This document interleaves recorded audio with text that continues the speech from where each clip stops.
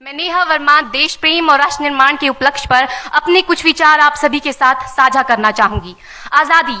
आजादी का असली मतलब वही समझ सकता है जिसने कभी गुलामी की हो। हम सौभाग्यशाली हैं कि हमने स्वतंत्र भारत में जन्म लिया। यूं तो आजादी की लौ 1857 में ही जल चुकी थी, जो वर्षाल बनकर 1947 में हमारे देश को आजाद कराई। प्राचीन, मध्यकालीन और वर्तमान भारत के उदाहरणों से स्पष्ट करना चाहूंगी कि जब हम फिरंगियों के फेरे में फंस गए थे तो रंग दे बसंती चोला की एक आवाज पर टोलों के टोले उमड़ आते थे और उनके वंदे मातरम के नारों से खून में आने वाला 5-5 डिग्री का तूफान अंग्रेजी शासकों की जड़ों में तूफान ला देता था। लोग मर जाते थे, मिट जाते थे, फांसी चढ़ जाते थे, तो वो भी अपनी देशभक्ति साबित कर रहे होते थे, क्योंकि ये उस दौर की देशभक्ति की कसौटी थी।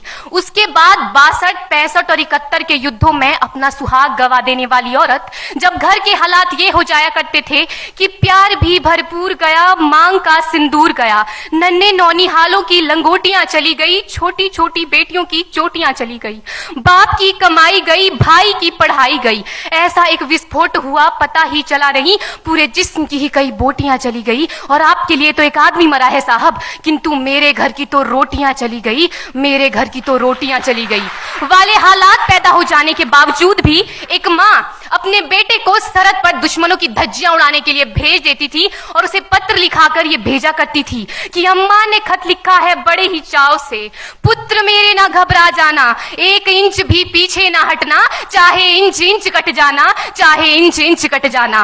इस तरह पूरा परिवार अपनी देशभक्ति साबित कर रहा होता था।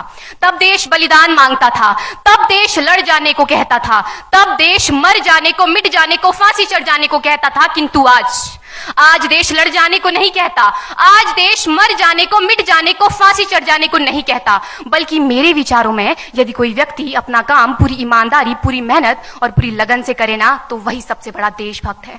मैं नहीं मानती कि फेसबुक और व्हाट्सएप की डीपी को 3 रंग में रंगना ही देशभक्ति है। और यदि आप कहेंगे कि साल में 2 बार हाथ में तिरंगा ले लेना देशभक्ति है, तो मैं पूछना चाहूंगी कि फुटपाथ में रहने वाला वो बच्चा ट्रैफिक की छांव में नंगे पांव में जब तिरंगा बेच रहा होता है, तो क्या इसे आप उसकी देशभक्ति कहेंगे? ये उसकी देशभक्ति नहीं, उसके पेट के भूख की शक्ति है जो उसे ऐसा करने पर मजबूर करती है। क्योंकि ना मस्जिद को जानते हैं, ना शिवालों को जानते हैं, ना मस्जिद को जानते हैं, ना शिवालों को जानते हैं। जो पेट के भूखे होते हैं ना, वो सिर्फ भोजन के निवालों को जानते हैं, वो सिर्फ भोजन के निवालों को जानते हैं। अपने परिवार, अपने समाज, अपने देश के लिए समर्पण का भाव है देशभक्ति। और हर देशद्रोही के जीवन में आने वाला तूफान है हमारी सच्ची देशभक्ति, ताकि हर देशद्रोही ये समझ सके कि अगर तू परिंदा है तो ये आसमान तेरा है, अगर तू दरिंदा है तो ये शमशान तेरा है, भाईचारे से रहना है तो रह इस जमीन पर, वरना ये कब्र भी तेरी है और यही कब्रिस्तान तेरा है और यही कब्रिस्तान तेरा है। लेकिन एक देशद्रोही से ज्यादा देशभक्ति तब आहत होती है जब एक बेटा अपने बूढ़े माँ बाप को वृद्धाश्रम की चौखट पर छोड़ आता है। करा उठती है वो देशभक्ति जब मुसीबत में फंसे लोगों की जान बचाने से ज्यादा हम सेल्फी लेकर अपने लाइक बढ़ाने में लगे रहते हैं। आज के इस दौर में वो युवा जिनके ऊपर जिम्मेदारी थी अपने देश, अपने समाज, अपने राष्ट्र की आशाओं को बांधे रखने की, वही युवा अब 4x4 इंच की छोटी सी स्क्रीन पर अपनी कोमल अंगुलियों के घर्षण मात्र से अपनी भावनाओं की इमोजी भेज रहा है। 4 बोतल वोडका, काम मेरा रोज का ने भारत का भविष्य तबाह कर रखा है। हम ना एक ऐसे समाज में जीते हैं जहां लड़कों से बात करता देख जो भाई हड़काते हैं, लड़कों से बात करता देख जो भाई हड़काते हैं, वही भाई अपनी गर्लफ्रेंड के किस्से घर में हंस हंस कर सुनाते हैं। और मैं बता दूं, महिला सुरक्षा के मामले में हम आज भी 4थे नंबर पर आते हैं। हम ना एक ऐसे समाज में जीते हैं जहां पत्थर की मूरत को लगते हैं 56 भोग और भूखे नंगे तड़पते सो जाते हैं लोग, भूखे नंगे तड़पते सो जाते हैं लोग। मजदूर को मजदूर समझिए, मजबूर नहीं। गरीब को काम दीजिए, दान नहीं। और अगर दान देने के इच्छुक हैं तो जीते जी रक्तदान दीजिए और मरने के बाद अंग दान देकर किसी मरते हुए को जीवन दान दीजिए। यही सच्ची देशभक्ति और यही सच्चा राष्ट्र प्रेम है। ना सरकार मेरी है, ना रब मेरा है, ना सरकार मेरी है, ना रब मेरा है, और ना ही ये बड़ा सा नाम मेरा है। बस इतनी सी बात का गुरूर है मुझे कि मैं भारत की हूं और ये भारत मेरा है और ये भारत मेरा है। परंतु एक वैचारिक बीमारी हमारे समाज में मुझे नजर आती है। कहा जाता है हम दुनिया के सबसे बड़े लोकतंत्र हैं, जहां हिंदू पैदा होते हैं, मुस्लिम, सिख और ईसाई भी पैदा होते हैं, लेकिन बदकिस्मती है अब इंसान पैदा नहीं होते। और मेरे विचारों में ना हिंदू की जरूरत है, ना मुसलमान की जरूरत है। राष्ट्र निर्माण के लिए केवल अच्छे इंसान की जरूरत है, केवल अच्छे इंसान की जरूरत है। जरा सोच कर देखिए, ये पेड़ पौधे और शाखाएं भी परेशान हो जाएं अगर परिंदे भी हिंदू और मुसलमान हो जाएं। एक शैक्षणिक बीमारी भी हमारे समाज में मुझे नजर आती है, और बड़े ही आश्चर्य की बात है, जिस देश ने पूरी दुनिया को तक्षशिला और नालंदा देकर के विश्वविद्यालयीन शिक्षा की बुनियाद रखी, आज विश्व के 100 सर्वश्रेष्ठ विश्वविद्यालयों में हमारा एक भी विश्वविद्यालय खड़ा नहीं हो पाता। जहां एक और हमारे पास IIT, IIM और NIT जैसे शिक्षण संस्थान हैं, तो वहीं दूसरी ओर इस देश के गरीबों को बेरोजगारी की जमात में खड़ा करने के लिए उनके हाथ में सर्व शिक्षा अभियान का झुंझुना पकड़ा दिया जाता है। और मैं बता दूं, इस शैक्षणिक बीमारी का केवल एक कारण वो ये कि हमारे देश की शिक्षा नीति केवल 2 तरह के लोगों के लिए बनती है, पहले वो जो विद्वान हैं और दूसरे वो जो धनवान हैं।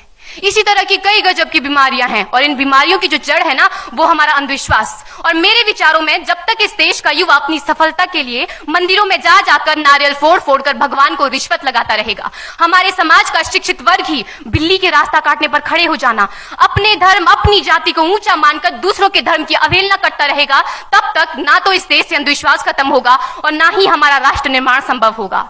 हमारी संस्कृति, हमारी सभ्यता को दुनिया ने शीश नवाया है, तो क्यों आस्था के नाम पर हमने अंधविश्वास फैलाया है?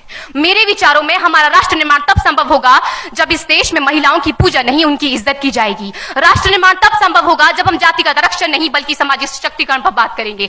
राष्ट्र निर्माण तब संभव होगा जब स्वच्छता अभियान में केवल सरकार नहीं बल्कि सड़क पर चलने वाला हर एक नागरिक हाथ बंटाएगा, स्वच्छ भारत स्वस्थ भारत को दिल से अपनाएगा। असल मायने में हमारा राष्ट्र निर्माण तब संभव होगा जब एक गरीब बच्चा मध्याह्न भोजन के लिए नहीं बल्कि ज्ञान अर्जन के लिए सरकारी स्कूल की चौखट पर कदम रखेगा। और हमारा राष्ट्र निर्माण तब तक संभव नहीं होगा जब तक एक नागरिक नैतिक रूप से सटीन, चारित्रिक रूप से भ्रष्ट, मानसिक रूप से दिवालिया, धार्मिक रूप से अंधा, राजनीतिक रूप से गंदा, स्वैच्छिक मान मूल्यों के आंकड़ों में जिन्न शिन्न पैपंदमयी अखंड भारत को खंड खंड करता रहेगा, तब तक हमारा राष्ट्र निर्माण संभव नहीं होगा। बड़ी बड़ी बातें नहीं, छोटी छोटी कोशिशें करनी होगी, क्योंकि ठोकर हमें पहाड़ से नहीं पत्थरों से लगा करती है।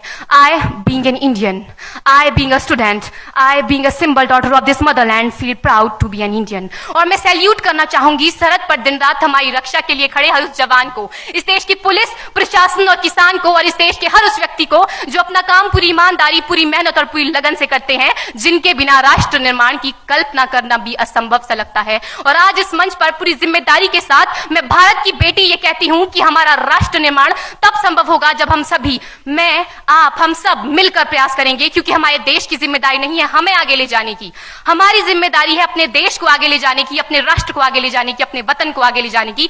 तो अंत में मैं बस यही कहना चाहूंगी, होगा हौसला सबके दिलों में बुलंद तो एक दिन पाकिस्तान भी जय हिंद कहेगा। पाकिस्तान ही क्यों, सारा जहान जय हिंद कहेगा, क्योंकि सारे जहां से अच्छा हिंदुस्तान हमारा, सारे जहां से अच्छा हिंदुस्तान हमारा, हम बुलबुलें हैं इसकी, ये गुलिस्तान हमारा, ये गुलिस्तान हमारा। जय हिंद, वंदे मातरम।